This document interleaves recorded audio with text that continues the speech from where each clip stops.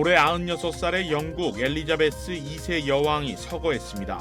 엘리자베스 2세의 뒤를 이어 큰아들 찰스 왕세자가 새 영국 국왕에 올랐습니다.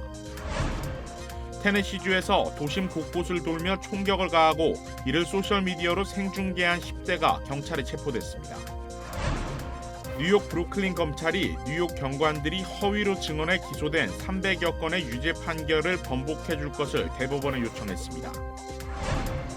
LA시의회가 새 주거용과 상업용 건물에 가스기기 설치를 금지하고 전기기기만 허용하는 조례안을 추진하고 있는 가운데 한인 외식업계가 긴장하고 있습니다. 민족 최대의 명절 한가위가 토요일로 다가온 가운데 한인타운에서 다채로운 기념 행사들이 이어지고 있습니다.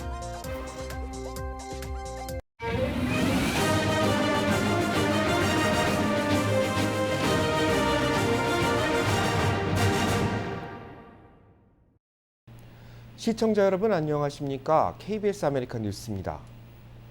영국 엘리자베스 2세 여왕이 서거했습니다. 큰아들 찰스 왕세자가 새 영국 국왕에 올랐습니다. 보도에 김귀수 기자입니다.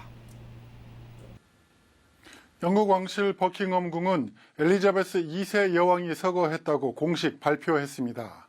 버킹엄궁은 스코틀랜드 벨모렐 성에서 여왕이 평화롭게 세상을 떴다고 밝혔습니다. 올해 96살이던 엘리자베스 2세는 25살의 왕위에 올라 70년간 영국 국왕과 영연방의 수장으로 재임했습니다. 영국 최장수 군주이자 73년간 프랑스 국왕이었던 루이 14세 뒤를 이은 세계 역사상 두 번째로 오랜 기간 재위하며 영국뿐만 아니라 세계인의 사랑과 존경을 받아왔습니다. 엘리자베스 2세는 지난해 4월 70년을 해로했던 남편 필립 공의 서거 이후 건강이 나빠졌습니다. 하지만 불과 이틀 전에도 리즈 트러스 신임 총리를 임명하는 등 자신의 역할을 수행해왔습니다. The death of Her Majesty the Queen is a huge shock to the nation and to the world. Queen Elizabeth II was the rock on which modern Britain was built. 엘리자베스 2세 여왕의 시신은 스코틀랜드 벨모럴 성에서 버킹엄궁으로 옮겨집니다. 버킹엄궁에서 가족들과 시간을 보낸 뒤 서거 10일 후 국장이 치러지게 됩니다. 웨스트민스터 사원에서 치러지는 국장엔 전 세계 국가 요인들이 참석할 것으로 보입니다. 여왕은 남편 필립 공이 있는 조지 6세 기념 예배당에 안장됩니다. 영국 왕위는 즉각 왕위 계승 서열 1위인 찰스 왕세자가 이어받았고 왕명은 찰스 3세로 정해졌습니다. 올해 74살인 찰스 3세는 역대 영국 국왕 중 가장 늦은 나이로 즉위했습니다. 많은 나이 그리고 어머니와 달리 호감도가 떨어져 영국 내에서 왕실 회의론이 커질 수 있다는 목소리도 나옵니다. 지금까지 베를린에서 전해드렸습니다. 캘리포니아 남부 지역의 산불이 점차 확산되고 있습니다. 더운 날씨로 진화 작업에 큰 어려움을 겪고 있습니다. 빅베어 인근에서 발생한 레드포드 산불은 1,100에이커를 태웠습니다. 소방당국은 상공과 지상에서 진화 작업에 나서고 있지만 진화율은 아직 2%대 머물고 있습니다. 더운 날씨 탓에 불길을 잡기 어려운 것이 원인입니다. 샌버나디노 카운티 셰리프국은 인근 지역에 대피령을 발효했습니다. 리버사이드 해멧 지역에서 발생한 페어뷰 산불도 확산세를 이어가고 있습니다. 어제 저녁까지 9만여 에이커가 전소됐는데 진화율은 5%대 그치고 있습니다. 소방당국은 폭염으로 산불이 확산될 가능성이 높다며 인근 주민들에게 주의를 당부했습니다. 해멧 통합교육구 소속 학교들은 휴교령을 내렸습니다. 연일 100도를 넘나드는 불볕더위가 계속되고 있는 가운데 허리케인 K가 멕시코에서 캘리포니아 쪽으로 북상하고 있어 집중호우에 대한 대비가 필요합니다. 국립 허리케인 센터는 금요일인 내일과 토요일인 모레 사이 캘리포니아 남부와 애리조나 남서부 지역에 강한 바람과 비를 동반한 폭풍이 불 것으로 예보했습니다. 기상당국은 내일 밤부터 산악지대에 1인치가 넘는 집중호우가 내릴 것으로 예상된다면서 짧은 시간에 폭우가 내려 산사태나 홍수를 유발할 수 있다고 경고했습니다. 또 토요일에는 강한 바람으로 캘리포니아 남부 해안에 높은 파도가 밀려올 것으로 예상된다면서 해변 방문객들의 주의가 필요하다고 밝혔습니다. 허리케인이 북상하면서 캘리포니아주에 일주일 넘게 이어진 폭염의 기세는 한풀 꺾일 것으로 보입니다.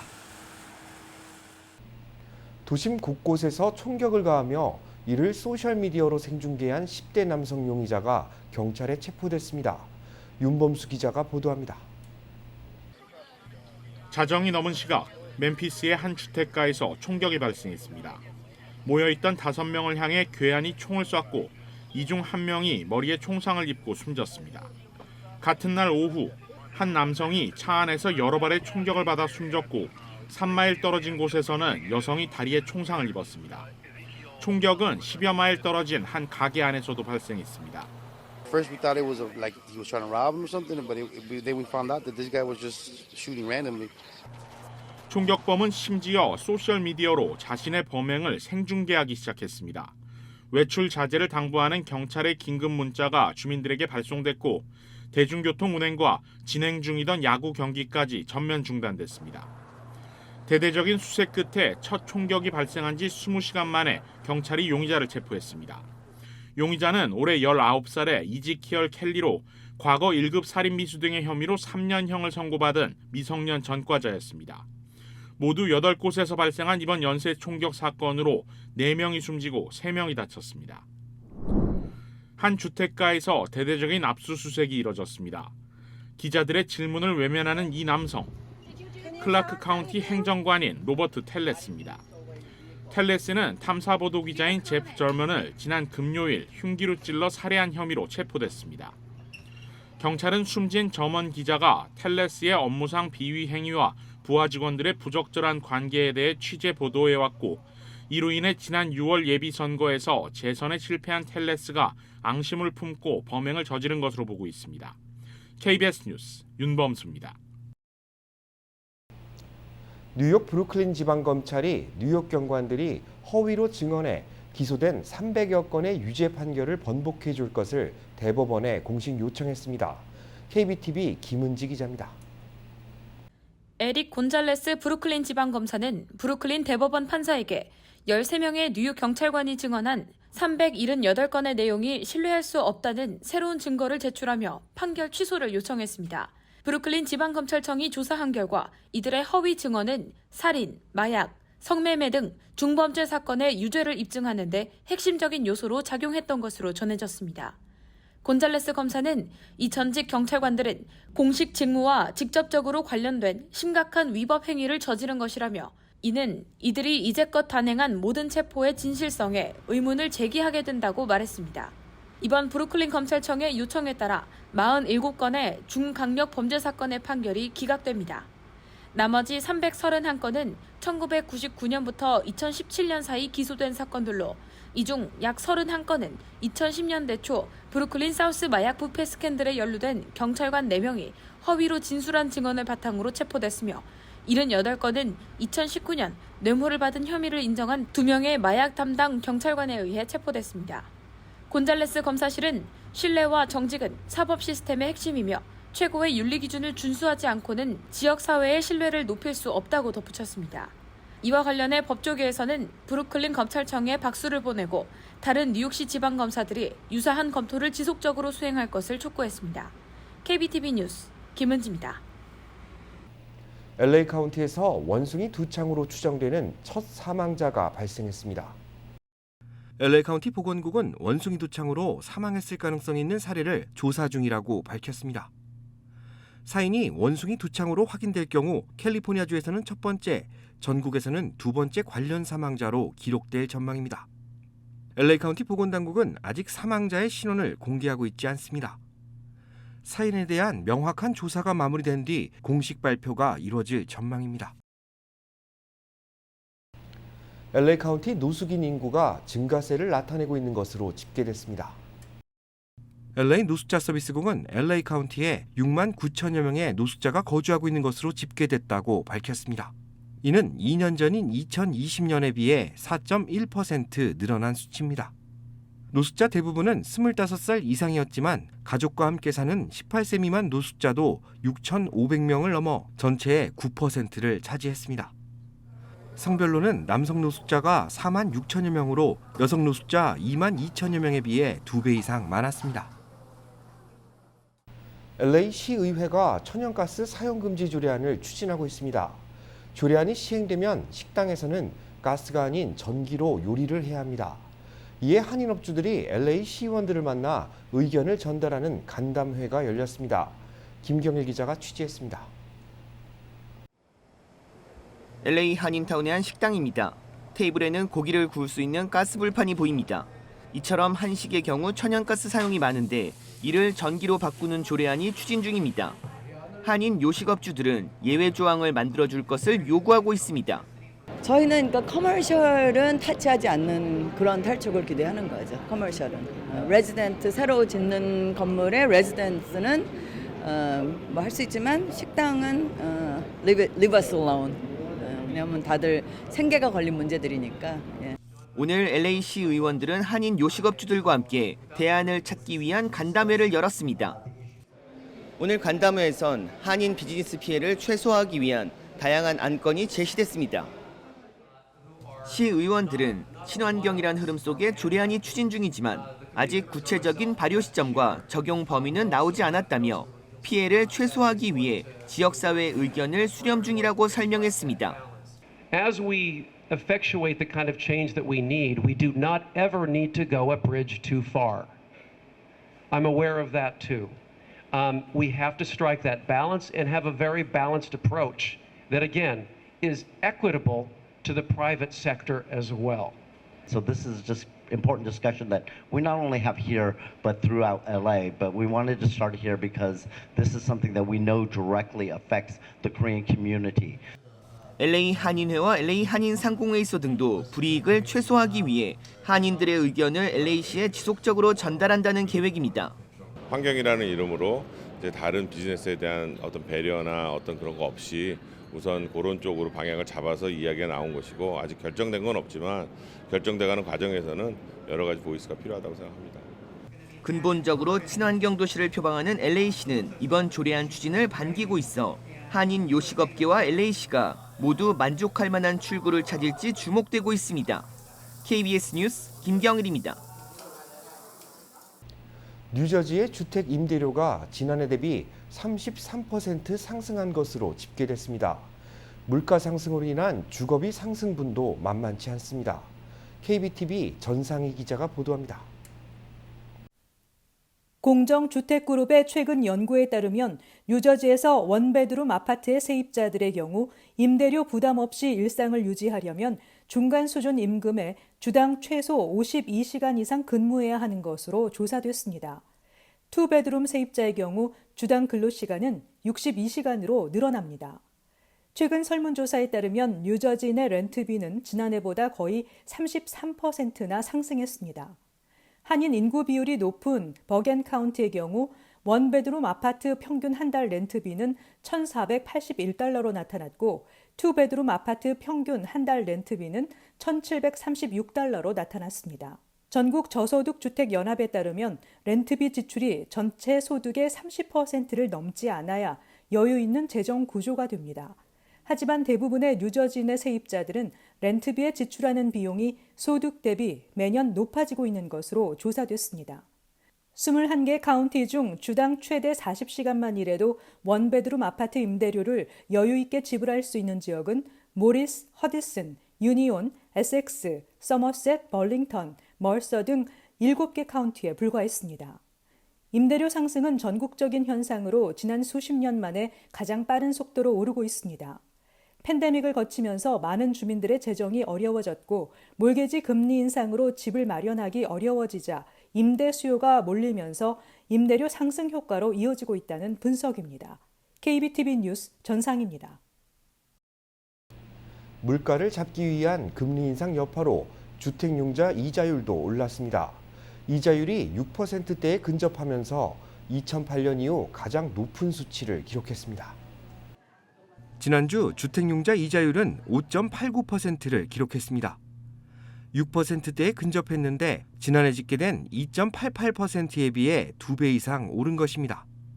이런 가운데 연준이 또 한 번 기준금리 인상을 예고하면서 주택융자 이자율의 오름세는 당분간 이어질 것으로 보입니다. 부동산 업계에서는 높아진 이자 부담 때문에 주택 구매 수요가 줄면서 주택가격 하락과 함께 부동산 시장이 위축될 것이란 분석도 나오고 있습니다. 민족 최대 명절 한가위를 맞아 이를 기념하는 다양한 행사가 열리고 있습니다. 박시몬 기자가 취재했습니다. 구수한 전통음악이 들려오자 리듬에 맞춰 흥겨워하는 한인 어르신들의 어깨가 들썩입니다. 2022년 한가위를 맞아 한인타운에서는 시니어를 위한 행사가 한창입니다. 처음 오시는 250명 분들에게 저희가 쌀도 나눠드리고 또 이런 한국 전통 공연도 할 예정이거든요. 그래서 내일도 할 예정이니까 10시부터 12시까지 와주시면 정말 감사하겠습니다. 오늘 행사에는 판소리를 비롯해 장구춤까지 선보여 한인 어르신들의 눈과 귀를 즐겁게 했습니다. 행사장의 한쪽에서는 무료로 식료품을 제공하기도 했습니다. 한인타운 노인센터에서도 추석 행사가 열렸습니다. 한복을 곱게 차려입은 어르신부터 멋을 한껏 낸 어르신까지 오늘은 시니어를 위한 날입니다. 한인상공회의소와 서울메디컬그룹은 한가위를 맞아 추석 음식 300인분을 준비해 참석한 어르신들과 함께 했습니다. 자원봉사자들은 음식 접시에 마음을 함께 담아 실어 나릅니다. 그러니까 시니어 커뮤니티 센터가 한인타운의 시니어들의 건강을 위해서 이제 굉장히 중요한 역할을 중간하고 있는데 또 추석을 맞아서 우리가 후원을 하게 되어 진짜 기쁩니다. 어머님 아버님들 모시고 작은 음식이지만 작은 정성을 대접할 수 있는 기회가 돼서 너무 감사드리고요. 행사장에는 주류사회 정치인들도 참석해 한가위를 축하했습니다. 한인타운에서 갈 곳이 턱없이 부족한 한인 시니어들은 팬데믹 이후 가장 풍성한 한가위를 맡고 있습니다. KBS 뉴스 박시몬입니다. 한국 정부가 북한에 이산가족 문제 해결을 위한 당국 간 회담을 열자고 제의했습니다. 이산가족들의 고령화가 심각한 만큼 근본적인 대책 마련을 촉구했습니다. 김수연 기자입니다.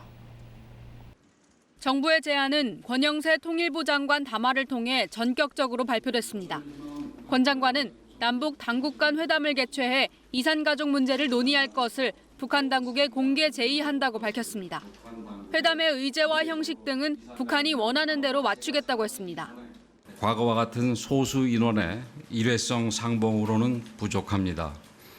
당장 가능한 모든 방법을 활용하여 신속하고도 근본적인 대책을 마련해야 합니다. 1985년 이산가족이 처음 상봉한 후 2000년부터 2018년까지 남북의 4,800여 가족이 대면과 화상으로 만났습니다. 하지만 이후 상봉은 중단됐고 이산가족 고령화는 갈수록 심각해지고 있습니다. 우리 측 이산가족 찾기 신청자 13만 3천여 명 가운데 생존자는 32%에 불과하고 이 가운데 80대 이상이 3분의 2를 차지합니다. 실제 상봉한 신청자는 전체의 3%도 되지 않습니다. 통일부는 남북 공동연락사무소를 통해 권영세 장관 명의로 이선권 노동당 통일전선부장에게 통지문 발송을 시도하고 있습니다. 북한은 아직 통지문 접수 의사를 밝히지 않고 있습니다. 대적 행동 상황에서는 이산가족 문제와 사안을 분리하기보다는 오히려 일치시켜서 이산가족 상봉 제안에 대해서 침묵하거나 반응하지 않을 것으로 이제 보여집니다. 권 장관은 북한의 답이 없더라도 지속적으로 문을 두드리겠다고 했습니다. 또 이산가족 문제와 북한 비핵화 계획인 담대한 구상이 서로 긍정적인 영향력을 발휘할 수 있다며 두 사안을 병행해 추진하겠다고 말했습니다. KBS 뉴스 김수연입니다. 뉴욕시 교육국이 학교 안전 대책을 발표했습니다. 경관을 추가 배치하고 교장들에게 사격 훈련을 시행하는 내용이 담겼습니다. 보도에 KBTV 박진호 기자입니다.